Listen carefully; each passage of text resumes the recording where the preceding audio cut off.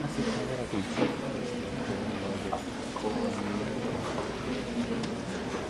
evening. My name is Omar Shakir, and I'm a senior at Stanford involved with SCI, Students Confronting Apartheid in Israel. On behalf of SCI, I'd like to thank you all for coming. Welcome. We're very pleased that you could join us for tonight's event. Students Confronting Apartheid in Israel is an entirely student-run organization that seeks to secure Stanford University's divestment from apartheid in Israel and the occupied territories. Through direct action and campus-wide engagement, SCI aims to generate pressure to change unjust policies and achieve peace. Tonight's event is incredibly important as we launch our campaign for Stanford to divest from Israel.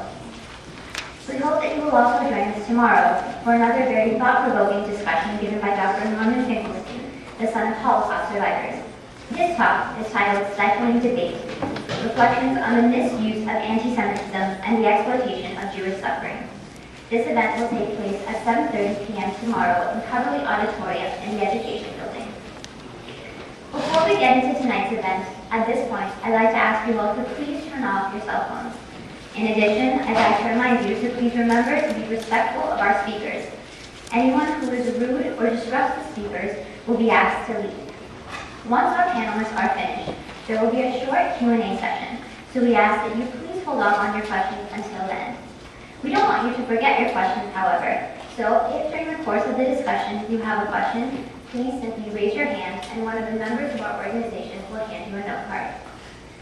Tonight's launch event for divestment from Israel will feature a main presentation by Omar Shakir, president of SCI, and then brief comments by a panel of Stanford community members. Before I introduce you to Omar, let me tell you a little bit about each of our panelists. Our first panelist after the main presentation by Omar will be Raschelle Marshall. Ms. Marshall is a writer for the Washington Post on Middle Eastern Affairs, a magazine that focuses on news and analysis from and about the Middle East and U.S. policy in that region. The Washington report supports solutions in the Middle East, which it judges to be consistent with the Charter of the United Nations and traditional American support for human rights, self-determination, and fair play. Ms. Marshall is also a member of the Jewish Voice for Peace and was active in the Stanford Committee for Justice in the Middle East, which dates back to 1982. This committee was formed to encourage informed and rational discussion at Stanford of the Middle East conflict and its implications for U.S. foreign policy. After Ms. Marshall, we will hear from Fadi Quran. Fadi Quran is a freshman at Stanford who is here from El Biret, a sister city with Ramallah in the West Bank, Palestine.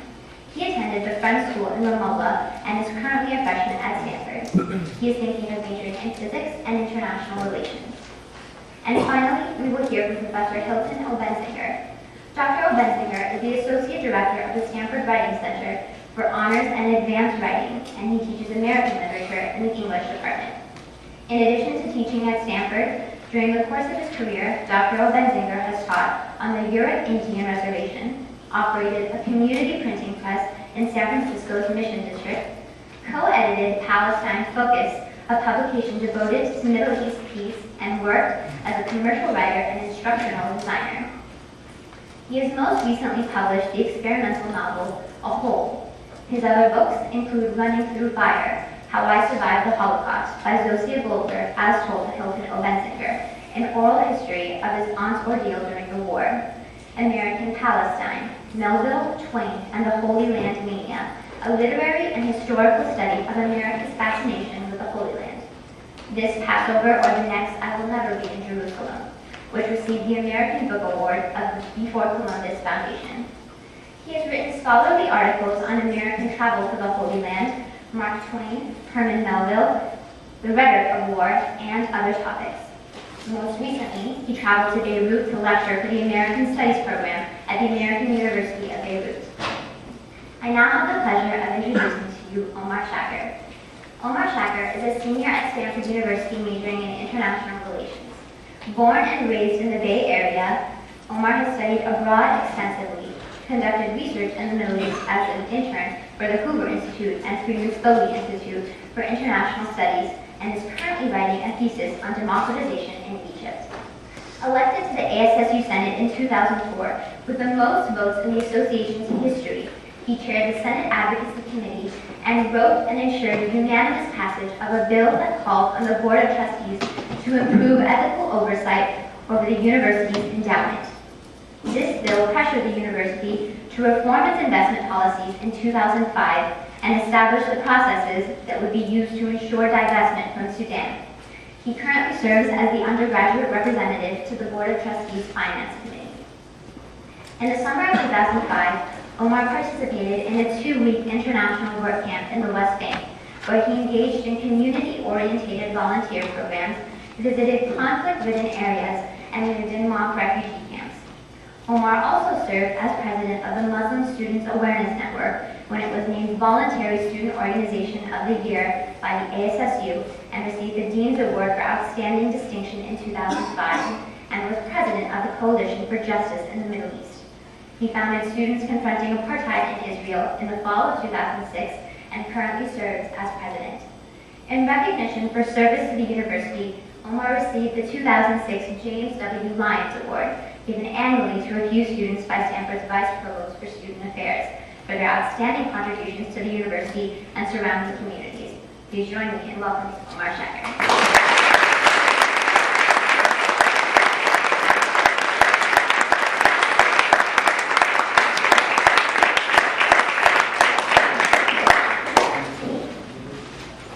Thank you very much, Manoush, for the generous introduction. You know, I'm much more used to being the person doing the introductions than the one actually speaking.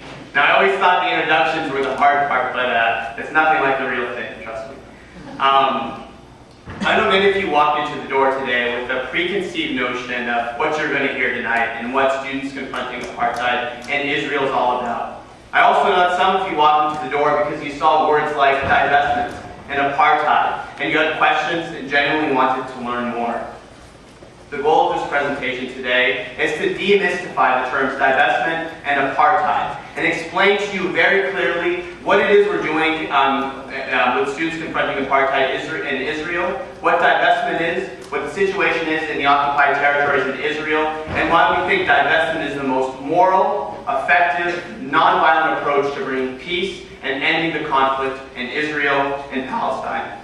Before I begin my presentation, a brief roadmap of where we're going to go. I'll start by describing to you what's happening today in Israel and the occupied territories in a clear and direct manner. I'll move on to discussing the actors primarily responsible for the violence, move on then to establish what the connection is between Stanford University and the events in Israel and Palestine, and then end up by talking about divestment and why it's an effective approach and why we encourage you to all join us in this movement. But before we begin the formal presentation, it's important to delineate between what's happening in the occupied Palestinian territories and within Israel. The situations are very different and need to be distinguished. The term occupied Palestinian territories refers to the lands that Israel occupied after the 1967 war, primarily the West Bank, Gaza Strip, East Jerusalem, Golan Heights, and Sinai Peninsula, whereas Israel refers to the country within its pre-1967 borders. The nature of institutional discrimination and inequality in both areas is distinct, so I encourage you to notice the subtle differences between the two.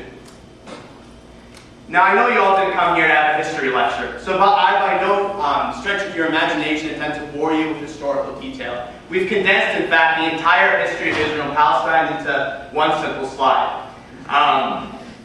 To start with, the major point I want to make is this conflict is not a religious one, or not one that dates back thousands of years. For the most part, it is a contemporary conflict about human rights, land, and resource allocation. In fact, most analysts date the start of this conflict to the late 19th century and the formations of the Zionist political movement in the face of anti-Semitism in Eastern Europe and Russia, and especially the pogroms. Between 1882 and 1946, led by organizations like the Jewish Colonization Society and the Jewish National Fund, we saw a large immigration of Jews facing persecution from Europe to Palestine. And as that map depicts, in 1946, Jews had about 6 to 7% of the land of historic Palestine and had about 650,000 people, compared to 1.3 million Palestinians. In 1946, the British, after fighting a world war, it had a mandate over Palestine, but after fighting the Second World War, it decided they could no longer handle the mandate and referred the issue to the United Nations. In 1947, the United Nations decided on a plan to partition Palestine into a Palestinian Arab state and a Jewish Israeli state. Israel would stand on 55% of the land of historic Palestine, whereas Palestine would be on the remaining 45% of the land.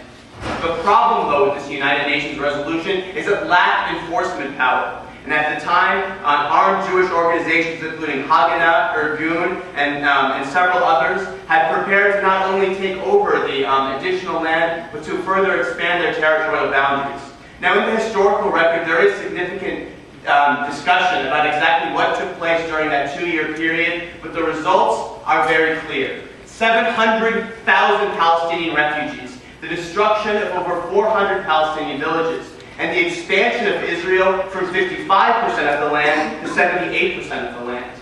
At the same time, Jordan occupied the West Bank and Egypt occupied Gaza, and the Palestinian refugees were split between Lebanon, Syria, the West Bank, and the Gaza Strip. In 1967, of course, was the 1967 war, and in the subsequent 40 years between 1967 and 2007, we saw the birth of the settlement movement, the building of bypass roads, of checkpoints, of the security barrier, which has broken up the West Bank into contiguous units of Palestinian enclaves surrounded by settlements, bypass roads, the security barrier, and checkpoints. So now Palestine has gone from having historic land in 1946, 93%, to roughly 10%. No doubt, though, the greatest and most significant development over the last 40 years has been the building of Israeli settlements.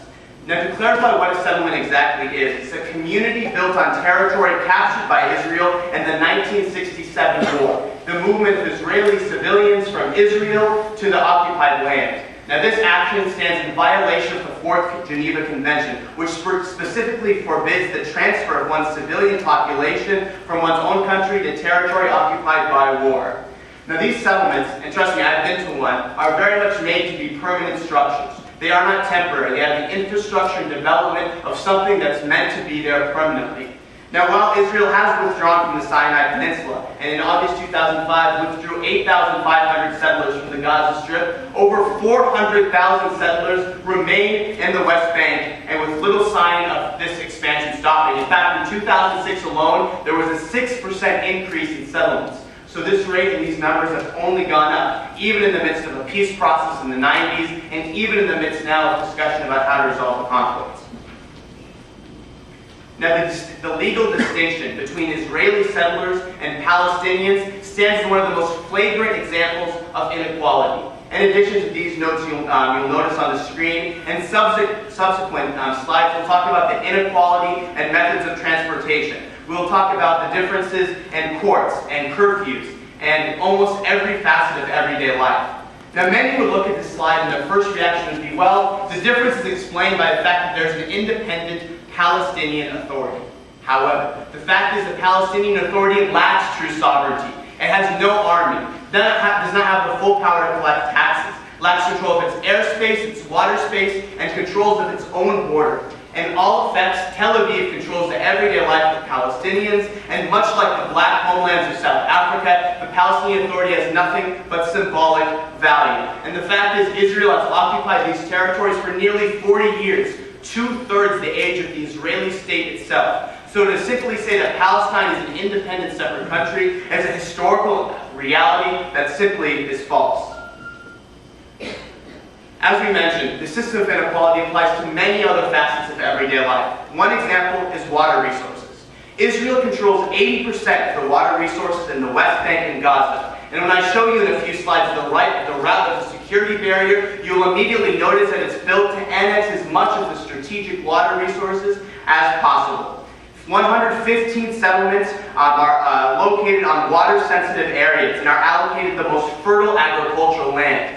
And this land is also subsidized by the Israeli government, which has built a system of economic dependency in which Palestinians in the West Bank are dependent on agriculture from these settlements. The statistics of unequal water distribution are staggering. On average, Israeli settlers use 127 cubic meters of water per person, whereas Palestinians use 26, a difference of 6 times. So while Israeli settlers often have sprinkler systems and swimming pools, Palestinians struggle to oftentimes find drinking water or water to shower in regularly. But the most difficult aspect of the occupation is the freedom of transport. When Desmond Tutu, the famous archbishop and anti-apartheid activist in South Africa, visited the Holy Land in 2002, he had this to say about the transport situation. Now there's many aspects we're going to talk about transportation, but just a few days ago, another flagrant example of the unequal system came about when a new Israeli policy now forbids Israelis and Palestinians in the West Bank from even being in the same car. So for the most part, while Israel doesn't have the petty apartheid that exists in South Africa, more and more of these examples have become the everyday reality. But checkpoints represent probably the greatest single example of the difficulty in freedom of transport. There are 700 military checkpoints spread throughout the West Bank. Now these checkpoints, for the most part, as you notice from this map, are not located on the border between the West Bank and Israel. For the most part, they separate Palestinian villages. They make a simple commute often take a very, very long time. So a simple commute up and down Palestine will take you a few hours. With the checkpoints, it's almost impossible. Palestinians are routinely humiliated and delayed at these checkpoints, making it very difficult to establish a consistent system of work or schooling or of getting accurate health care quickly. In addition, Palestinians have different identity cards. Palestinians in the West Bank have green identity cards and are not allowed to travel to Jerusalem, whereas there's many restrictions. For example, Palestinians in northern Palestine often find it very difficult to travel to Ramallah or the center of Palestine. I was once in a taxi cab coming from the north to the south and had to switch taxi cabs, drive through the mountains, and have a very, very long trip simply because of this system of unequal transportation. So while this is the reality for Palestinians, the reality for Israeli Jews is much different. Israel has erected a system of bypass roads that are explicitly Israeli only, that facilitate transport for settlers and soldiers, but prevent Palestinians from driving on these exact same roads. So in many cases, one time I was at a checkpoint where I was stuck for 5 hours, and in front of me I would see tanks and Israeli settler cars freely moving, but Palestinians are denied this basic ability. So they have to often go on windy roads that do not conflict with the system of Israeli-only bypass roads. Now you can imagine that the consequences for Palestinians of this unequal transport system are very stark. I'll go through the 3 different examples. First, economic. Trade is incredibly difficult when transport is not easy, especially since Israel often closes checkpoints and doesn't allow free transport to take place when the political situation gets very difficult. The example, of course, being in the Gaza Strip, something we'll explore in a few slides. Also, foreign investment is almost non-existent in Palestine for many of the same reasons. Education. Thousands of Palestinians have dropped out from schools, and in fact, Divestment University, the major, most prestigious university in Palestine, was closed for a 5-year period between 1987 to 1992 because of the outbreak of the first Intifada. The health situation is also very stark. Since the outbreak of the second Intifada in September 2000, pregnant women find it 5 times as difficult to get prenatal care. And HTIP, a Palestinian NGO, chronicled that 92 Palestinians died because they weren't able to get easy health care. Now right now we're about to show a 4-minute video clip that shows the reality of how difficult it is for Palestinians to get health care. A brief introduction. An Israeli named Avi Mufrabi decided he wanted to go to Nablus, a Palestinian city in the north and center part of Palestine, and he just brought a video camera to record everyday life. So this scene is like thousands that take place on an everyday basis. Watch the 4-minute clip, and I'll talk a little more after that.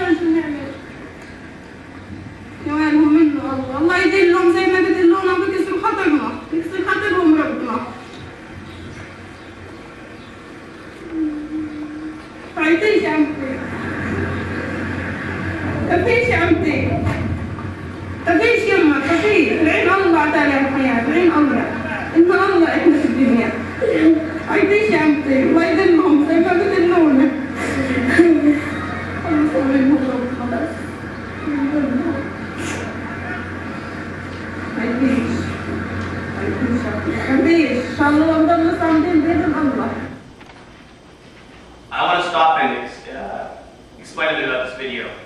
No one is here saying that what's happening in Palestine is a genocide, but it's this humility of everyday life and the effect it has on children that is why we need to push for change in the region. Imagine this all happening in front of an Israeli TV camera. Imagine what happens when the cameras aren't there. Imagine what happens every day when Palestinians go to work and school through similar military checkpoints. The security barrier, otherwise known as separation barrier.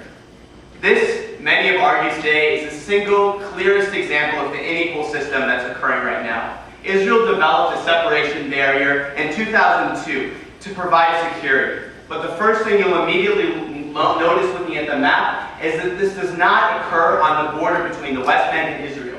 In most cases, it annexes land and goes very, very deep into the West Bank.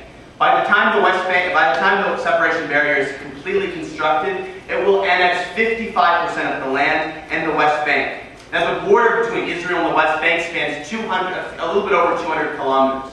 This wall is 790 kilometers long. It stands 4 times as long as the Berlin Wall. And in some points, it reaches up to 26 feet, which is over twice the height of the Berlin Wall. To give you a better feel of the size of this wall, a few images. First, you'll see that's me on the far right, and you'll see my size in comparison to the size of the separation barrier. You'll also notice the length and how close it goes to Palestinian homes. Now, it's important to clarify for the sake of precision that the majority of this structure is fenced. About 90% of it is fenced, but this concrete barrier is in 10% of the most strategic areas and places like East Jerusalem and in some of the areas nearer to the border. Also, the areas where it is a concrete wall, there's an in-between system of ditches and military bypass roads. In July 2004, the International Court of Justice ruled the structure to be illegal and called for it to be immediately dismantled. It's very interesting that just a few years ago, we all mourned the death of U.S. President Ronald Reagan, and his famous quote was, "Tear down that wall." What would he do if he saw these images today? Now, the consequences for Palestinians are also pretty easy to imagine. The most direct effect is on the Palestinian villages, 16 villages and 13,000 people that are trapped between the wall and the Green Line. In many cases, the wall separates families from the rest of their family, families from their farm or their major source of income. The United Nations Refugee Works Association produced a report that found that 10.1% of the most fertile land lies between the barrier and the Green Line, along with the water resources that are effectively annexed by Israel by the construction of the security barrier. I should also note that studies have been done, and the route of the security barrier very much corresponds with that of the Oslo Peace Accords. So essentially, Israel is trying to unilaterally impose a final political solution on the Palestinians without clear negotiations. But there are also other ramifications of this barrier. One being land confiscation and destruction. 100,000 olive trees were destroyed in the process of building this wall, the historic emblem of the land. 75 acres of greenhouses, 23 miles of irrigation pipes, markets and homes, and worst of all, no compensation was at all provided for the Palestinians whose homes were destroyed. The wall was built with very little regard for what Palestinian everyday life is like. In many cases, the wall separates children from their schools, or separates Palestinians from hospitals, making it very difficult for them to move freely. And you can imagine also the psychological effects of living essentially around a big 25-foot structure.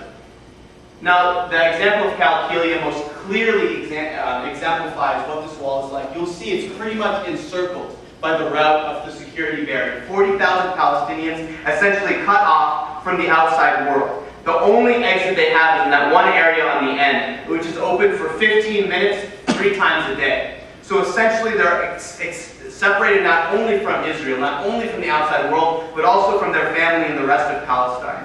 This town now has 60 to 70% unemployment. I was fortunate to get in during one of those 15-minute breaks, and the town has almost become like a ghost town. There's almost no life on the street and a lot of unhappy people.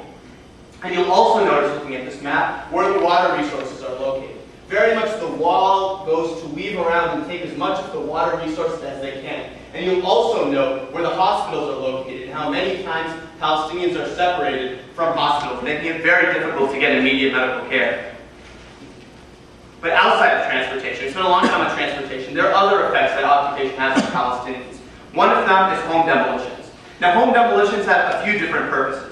One is for cleanup operations, essentially like in Gaza Strip, to clear off the border areas to provide Israel security. Another purpose is administrative, to destroy homes without permits, and in some cases it's for security. What I would refer to as forms of collective punishment, essentially charges for one of the Palestinians living in an apartment complex, justifying demolishing the entire complex.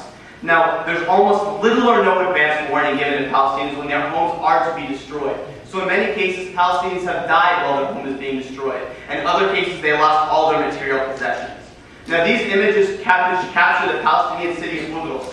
And you see, before this was during the construction of the wall, you see how fertile and green it was and what happened to it based on the route of the wall. And the destruction of olive trees and land confiscation are other staples of this Israeli occupation. The realities of military occupation. It's very tough for us living here in America to imagine what living in a military occupation is like. But almost every Palestinian knows someone who's been in jail. And in many cases, it's their father or their brother. That statistic speaks to that reality. Currently, there's 9,000 Palestinians that are in detention. 2,200 who have yet to be formally charged. And most significantly, 800 who Amnesty and the United Nations define as children. Now, Israel has not been very compliant with international regulations regarding torture. The United Nations Committee Against Torture found Israel to be in violation, and even a February 2000 official statement from the Israeli government essentially amounted to what most analysts called an admission of their practices of torture. In addition to these, there are other realities of occupation. Extrajudicial killings, curfews where nobody's allowed outside their home, sometimes for months at a time, and a complete shutdown of Palestinian towns at the whims of Tel Aviv. Now, the effects on children are difficult to describe. Out of the nearly 4,000 Palestinians that have been killed since the beginning of the Intifada, or specifically between September 2003 and December 2006, over 800 Palestinian children have been killed by Israeli forces. 445 shot with live ammunition, 220 shot in the head, the face, or the neck. Simply 2 stories. Raschelle was in a United Nations classroom when she was shot in the head. Amanda Humps was walking to school when she was shot once, then shot twice in the head to confirm the killing, then shot over a dozen times when she was lying on the ground dead. Now, the situation in East Jerusalem in some ways is even more difficult than the situation in the rest of the West Bank. Now, this territory was annexed by Israel after the 1967 war, but yet the people there are not only not citizens, but they're given legal temporary residence status, having always to prove their connections to this land.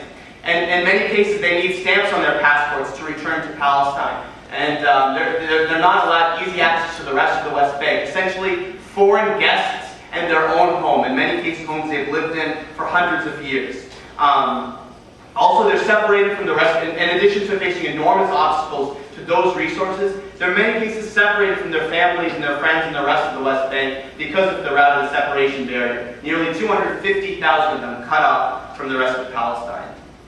But all I've said, nothing matches the tragic situation in the Gaza Strip. In a second, we're going to show a 3-minute video about what's happened in Gaza since Israel withdrew in August of 2005.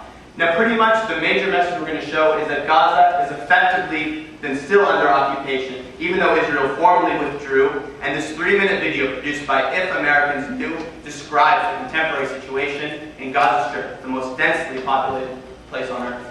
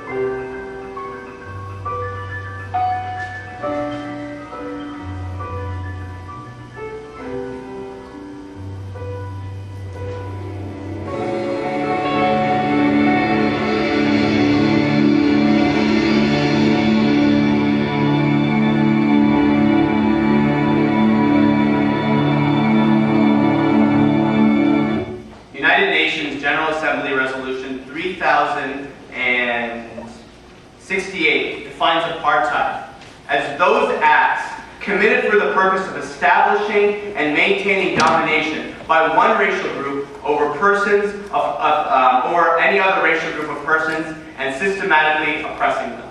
After seeing the situation in the occupied territories, I can reach no further conclusion than it is an apartheid situation. Now I want to move to discussing the situation within Israel. Now many in this country conventionally assume Israel to be the only liberal democracy in the entire Middle East, and the flight of non-Jewish citizens of the state have very rarely been discussed. Israel's basic law of human dignity defines the state to be a Jewish state over a state of all of its citizens. And this United States State Department report found systematic discrimination, especially against the Israeli Arabs, who represent the largest population. They represent the descendants of Palestinians who did not flee their homes in 1948 and comprise 20% of the population and have been the chief victims of inequality in Israel. Essentially, as this quote of a former Israeli minister argues, the policy of Israel has been to maintain the Jewish majority at all costs against the Palestinian demographic time bomb. Even the disengagement from Gaza, according to former Prime Minister Shimon Peres, was, quote, because of demography. Now, in any other context, such policy would be called racism. If the Texas state legislature said, we're concerned about the growing minority population, so we're going to make this an only white state, everyone in the world would rise in arms in outrage. These ideas have been relegated to the dustbin of history, but for some reason, it still applies here in Israel. One of the most stark examples of inequality is the law of return, which grants automatic citizenship from Jews anywhere across the world, but denies the same right to Palestinian refugees and refuses to allow them to return to their homes. Let's put this another way. Israel actively recruits in countries across the world for Jews to come live in Israel. But at the same time, Palestinians languish in refugee camps like this in Lebanon and in Syria, waiting for over half a century to return to their homes, but are denied this basic opportunity. Countless United Nations resolutions has reaffirmed the right to return to their homes. A few notes about Palestinian refugees. 2/3 of all Palestinians are refugees. 1/3 of the entire international refugee community is Palestinian, and they represent also one of the oldest refugee communities. Unfair land policies is another symptom of the same problem. 91% of the land in Israel explicitly cannot be sold to non-Jews. Put this another way. The Jewish National Fund, which has a subsection of this 91% of the land, wouldn't even let Israeli Arabs lease the land there. Susan Nathan, in her book The Other Side of Israel, also documents the policies of land confiscation that doesn't just take place in the West Bank, but right within Israel's own borders on Israeli Arab villages. The unequal resource allocation is maybe most clear when looking at the school system. The inequality in school systems between those in Israeli Jewish villages and Israeli Arab villages are extremely stark. Simply put, they don't receive the same resources, and you see some of the statistics that speak to the different education levels that people receive. The situation with education reminds many of the South and Jim Crow. Essentially, the policies of separation are not written in words in racial terms in Israeli law, but de facto it has the exact same effect. Unequal resource allocation also applies to Palestinian villages. Simply put, they get less resources across the world than those for Israeli Jewish villages. The best example is that there are 40 Palestinian villages that are simply not recognized by the Jewish state. They don't occur on any map, and there's no plan for their development. And you'll see the effects this reality has. Only one of these villages has electricity. None have sewage. Very few have health service, and there's incredibly high population density. So what are the consequences of this distinction? I think this report, released just 4 or 5 days ago by the Arab Center for Alternative Planning in Haifa, speaks to what this distinction means. They were commissioned to put together a study to find out how wide the gap was between Israeli Jews and Israeli Arabs. And the clearest statistic refers to the Human Development Index. Now, Human Development Index is the index developed by the United Nations to take a broad view of development, including factors like education, health, infant mortality, GDP per capita. In a ranking of all the countries in the world, Israel came out 22. Israeli Arabs, 66. 44 slots lower. So while Israeli Jews are in the category of most developed countries, Israeli Arabs are in the most developing countries. In fact, the education level of Israeli Arabs is lower than that of Palestinians in the occupied territories and lower than that of Libya. These consequences can be seen also in the same study that was done in 1996. If you look at overcrowdedness, welfare budget, poverty level, all the different factors, the reality is very clear. But this discrimination is not simply in terms of politics and economics. It applies to social rules too. Put simply, Israeli marriage laws allow Israelis to marry somebody from any country in the world, but not Palestinians. So while anybody can come and become an Israeli citizen and live in the state, Palestinians from the West Bank and Gaza Strip simply cannot do that. If they get married, an Israeli Arab to a Palestinian or an Israeli to a Palestinian interracial marriage, it simply cannot take place. So now that we've described what's happening in the occupied territories in Israel, it raises the question of who is responsible and what can we do to use our leverage to make a difference. Now, the fact is it's a very complicated, nuanced situation with many different actors sharing some of the responsibility. But primarily, there are three actors that deserve chief blame. The first is Israel, which is in violation of over 60 UN resolutions, and that doesn't count all the resolutions that the United States vetoed. They also have a responsibility under the 4th Geneva Convention. As an occupier, they have a unique responsibility to the people and the occupied lands. And clearly, these violations of international law speak very clearly about the culpability of Israel and what's happening. The second party is unfortunately our government, the United States of America. Apartheid would have long ago crumbled if not for the support of the United States. Since 1967, America has given Israel $85 billion in foreign aid. In other words, a country which is smaller in land and population than Hong Kong receives nearly 1/3 of America's total foreign aid allocation, mostly military aid, mind you. So Israel receives more than Africa, Central America, and South America combined, mostly in military aid. And that figure amounts to about $15 million a day of our tax dollars, going mostly to fund the Israeli military's activities in the occupied territory. Another actor that's unfortunately responsible is multinational corporations. Now, the United Nations norms very clearly state the responsibilities of corporations to be socially responsible and to look out for human rights violations. Unfortunately, they are complicit in the violation of human rights and complicit in the system of apartheid. A few examples. Lockheed Martin sells Israel AGM-124 Hellfire missiles, and they do exactly what their name says. And AGM-142 air-to-ground TV-guided missiles. Roadstone Holdings, an Irish company, provides much of the concrete that's been used to build the security barrier, whose effects we've documented. And Caterpillar bulldozers are used to destroy Palestinian homes, as we've also documented in our presentation. So back to us. What's the Stanford connection? What kind of role are we as a university playing in the region? And our most biggest role, simply put, is our endowment. The most direct way we're involved in situations throughout the world is our endowment, which is estimated at $14 billion in a recent report that came out 2 days ago in the San Francisco Chronicle. It's one of the largest endowments in the States. I believe it's number 2 to Harvard. But as a private school, Stanford does not disclose its investments. So moving on to the structure of the university, I want to thank the Stanford Coalition for Investment Disclosure who put together this slide. But this clearly describes what the process is at Stanford for changing investment policies. I'll describe it quickly. Students of Stanford can file a complaint to the advisory panel on investment responsibility, which actually have their town hall coincidentally tonight.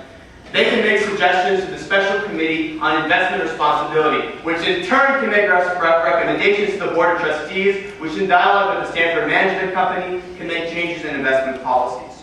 Fortunately, though, Stanford has long had a commitment to ethical investing and investment responsibility. In fact, John Hennessy has been one of the pioneers in this area. The Stanford Statement on Investment Responsibility says that Stanford should not be investing in companies that cause, quote, substantial social injury. And it outlines a 4-step process for ways of changing policy to ensure that they have a direct impact. The last step in that process is divestment, While the university has had some problems with responsibility of its investments, in every case, a vocal movement of students led to change. Here at Stanford, Stanford students made the impact in history in places like South Africa and with investments in Myanmar. Students Confronting Apartheid in Israel is here to call for divestment from companies that are engaged in practices that violate human rights and support apartheid. I want to note two very important things. If you don't get anything else out of tonight's presentations, get this. The first is that we're not calling for widespread divestment from Israel. Our plan is very targeted and selective. Secondly, we're not telling the university we want you to divest from these specific companies because we have faith in the Board of Trustees and their ethical investment. Rather, we are encouraging them to adopt these 5 set of criteria and based on their own research of Stanford's endowment to divest from companies that do one of the 5 things. 1, provide military support to Israel. Companies that either provide support or weaponry. We talked a little bit already about Lockheed Martin, a few other examples. Boeing, who provides much of the military aircraft for Israel. Or General Dynamics, which provides the engines that are used in the famous Israeli Merkava tanks. These are involved in the occupied territories, support the illegal occupation, are involved in human rights abuses, including extrajudicial killings, collective punishment, and numerous bombings. 2, construction and maintenance of the security barrier. Involves those 4 sets of activities. In addition to the example of Roadstone Holdings, there's the Dutch company Rewab, which provides cranes to Israel that are used in constructing the security barrier. 3, operations in occupied land, operating essentially on settlements. Veolia Transport is a company that's attempting to build a tram line between the illegal settlements in the West Bank and Israel proper, essentially furthering this apartheid system of transportation that we've talked about before, because it would be available to Israelis only. 4th, companies that are involved in home demolition and land confiscation. The clearest example is Caterpillar, which sells D9 bulldozers to Israel to destroy homes, roads, and agriculture. They're the chief culprits and collective punishment. Raschelle Cory, for those who haven't heard the story, was a 24-year-old American from Olympia, Washington, who was run over by an IDF D9 bulldozer protesting a house demolition in the Gaza Strip. 5, institutional discrimination. We call for divestment against companies that discriminate against employees through their ethnicity, language, and religion. I know y'all like Big Macs, but McDonald's is one of the chief culprits. It actually has banned the use of Arabic in any McDonald's in Israel, and it actually, in one case, explicitly admitted that it fired one employee for speaking Arabic to another Arab employee, according to Jonathan Cook in El Ahram magazine. The Nirvana Hotel is a Dead Sea resort where the Arab catering manager was fired because he refused to fire 40 Arab workers. Apparently, the owner of the Nirvana Hotel told him to fire the 40 Arab workers because the Israeli tourists felt uncomfortable with them around. Frequently asked question. Anytime you discuss the issue of divestment and apartheid anywhere, it's controversial. When you're talking about Israel and Palestine, it adds a few levels of controversy. And we want to allow for open Q&A to discuss many of the issues. But I want to deal with the 4 most common questions that are raised when you talk about this issue. 1, why single out Israel when there are other unjust regimes like Arab countries? The answer is, of course, there are other bad regimes, but that does not excuse Israel. Again, Desmond Tutu once said, divestment from apartheid South Africa was certainly no less justified because there was repression elsewhere on the African continent. Also, the nature and the scale of apartheid in Israel is unparalleled, especially in the occupied territories. Thirdly, we have a responsibility to act as students at American universities who pay taxes to the American government, who support and literally subsidize the system of apartheid that's taking place in the occupied territories. That is why we're acting against Israel. 2, the situation seems complex. Why divest only from Israel? The answer is Israel is the occupier. And there is absolutely no moral symmetry between the violence of the occupier and the occupied. The African National Congress used violence. That doesn't mean that it excuses violence, but the fact is the use of violence by some Palestinians does not invalidate their legitimate right to freedom and liberation or justify collective punishment or the occupation. Next, can divestment from Israel be called anti-Semitic? No. The components, first of all, of a divestment campaign are built on values like justice, and human rights, and such a campaign is not anti-Semitic. But secondly, Israeli policies are not the same thing as the Jewish people. There are many Jews who have spoken against Israeli practices and are for divestment. More importantly, we're not even targeting specific practices that are taking place and the actions of multinational corporations. Please note this important distinction. Another frequently asked question: how can you compare South African apartheid? For those of you who visited the Halal website, a flyer was posted about asking pretty much this very same question. The answer is, with the exception of some new regulations like the driving in the same car one outlined earlier, petty apartheid of separating beaches and bathrooms does not exist in Israel like it did in South Africa. It very much does not, nor does the Israeli government claim to be an apartheid government like South Africa did. But the systemic discrimination, the institutional apartheid in terms of legal systems that we've talked about is very similar. And we bring up this contrast simply to put in context why divestment is an immoral imperative in this case. Divestment precedents. Divestment, both as a general tool and as a tool specifically on Israel, has been used before and has been effective. Prior precedents at Stanford. And I love these two images from the mid-1980s movement against South Africa, where Stanford students first of all noted that the university had investments of $200 million and 66 companies invested in South Africa. A strong campaign of students led by the Black Student Union of this campus and Stanford out of South Africa led the university to divest from these three specific companies. And it sent an important message. It sent a message to the apartheid government in South Africa that their policies and their actions are not justified, and increase the moral cost to Israel, to South Africa. It will increase the moral cost to Israel, bring them to the negotiating table, and produce peace. The second example is Darfur. In just 3 months in 2005, the university ensured, led by a student group, Students Taking Action Now Darfur, led the university to divest in just 3 months from companies that were tied to the Sudanese government and committing human rights abuses. President Hennessy had a great quote, a great statement, which pretty much, if I can analyze this quote, makes the connection between abuses and companies, and says that violates our very principles and we must divest. Again, we don't mean to say that Palestine has a genocide, but rather the principle of the connection between those two is the logic we hope Hennessy and we hope the Board of Trustees will apply in our case. Divestment from Israel is certainly not unprecedented. Many organizations, especially labor unions and churches in the United States and Europe, have undertaken action.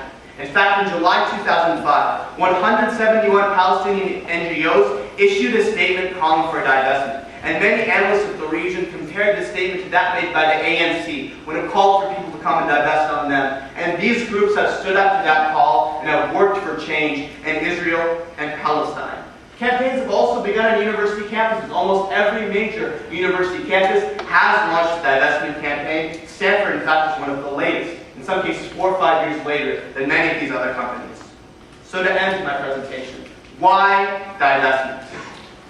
First of all, it is effective, moral, non-violence.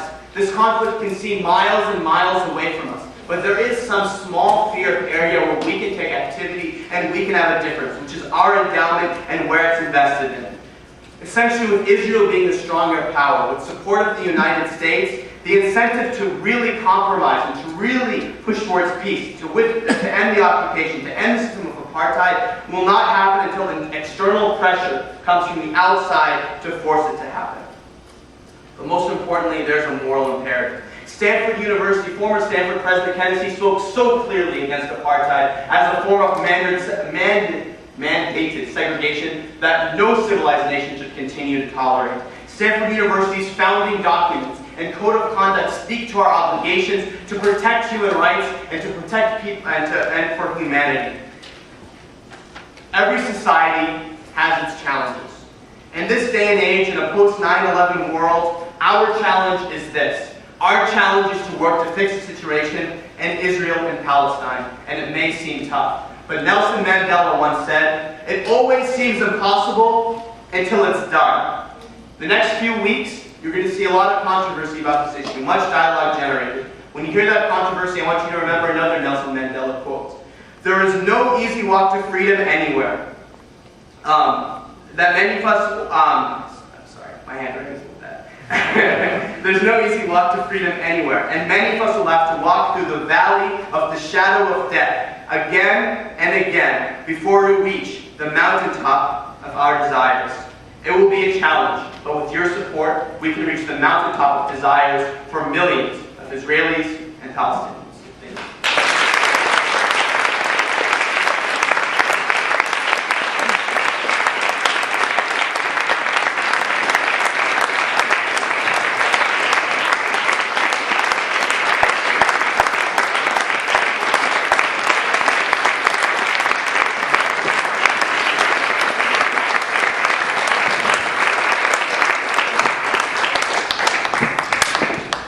Next, we will hear from Ms. Raschelle Marshall.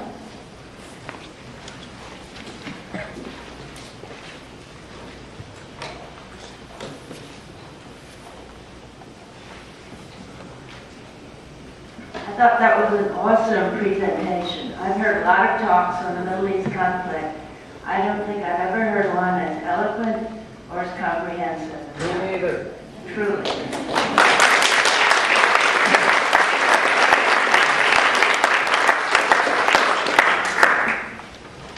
Asking Stanford to disinvest in companies that help maintain Israel's occupation is a daunting job, and I greatly admire the courage of this committee for undertaking it.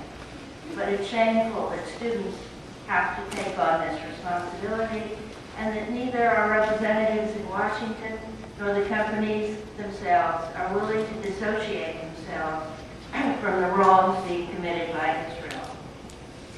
There is no doubt, thank you, there is no doubt in my mind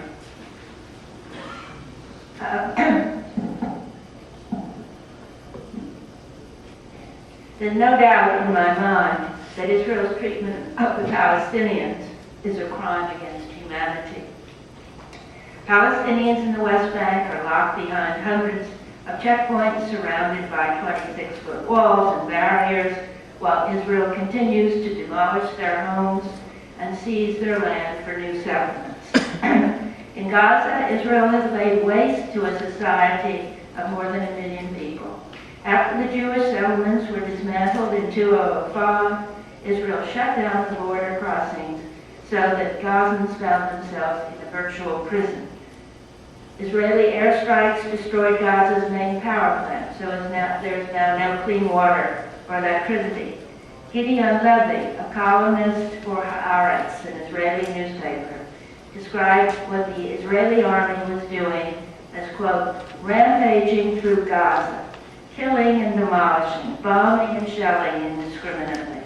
The same caterpillar bulldozers that clear the land for Israeli settlements and destroy Palestinian homes have uprooted 70% of Gaza's orchards. We seldom hear about the smaller arbitrary cruelties, but Chris Hedges of the New York Times had an article in Harper's in 2001 in which he described seeing bored soldiers in a watchtower in Gaza shooting at little Palestinian boys, he said, as if they were clay pigeons. After Palestinians held democratic elections last January and voted in a Hamas government, the U.S. and the West cut off all aid to the Palestinian Authority, and Israel withheld tax and customs payments so that no government salaries can be paid. This has left 165,000 workers unpaid for a year, and every one of those workers has a family that depends upon them. So the result is that Gaza today is a place where more than half the people don't have enough to eat. Garbage lies in the street. The hospitals can't care for the patients. Torture is one of the most serious violations of human rights. When the revelations came out about Abu Ghraib a couple of years ago, the abuses sounded depressingly familiar. Donald Rumsfeld did not invent beating, sleep deprivation, putting filthy hoods over prisoners' heads and shackling them for long periods in agonizing positions.